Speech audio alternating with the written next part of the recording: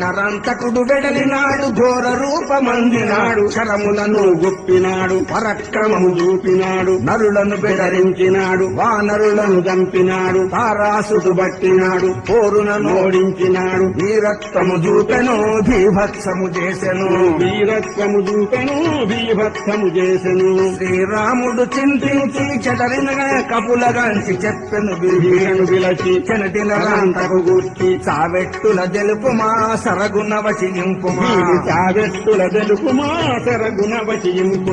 విభీషణుడు అప్పుడు బలికే వేగమ శ్రీరామునకే విషదమ్ముగా తెలిపతులకే దీని సావు నాగెరికే విపులంబున వినుపలికే దీని సగుని ఢాకకే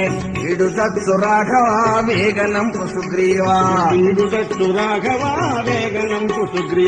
ముదమున హనుమంతుండు బుధదినపుడు దాటినాడు దధిముఖుని గాంచినాడు బాధలన్నీ దెలపినాడు సాదరమున పిలచినాడు స్వామి అజ్ఞ తెలిపినాడు అధముడు నరాంతకుండు బెదరించునున్నా పదవోయి దధిముఖ వధించుము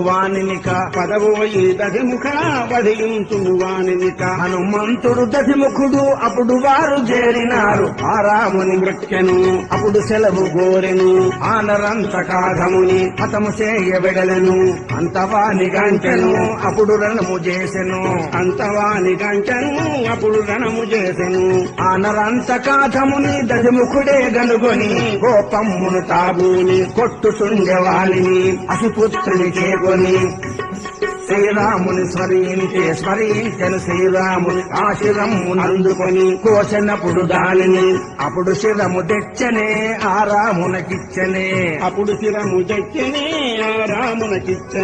అరిగిరి తెల్లవారి కబులు ఆదనకు 60,000 అప్పుడు రణభేరీలు అంతగలిగే యధ్వనులు ఆనాటి పోరులు హైమవతి వినసంకులు ఆ వానరులే చారా అందరినీ చంపిరే అప్పుడు కీర్తిగంచిరే అందరినీ చంపిరే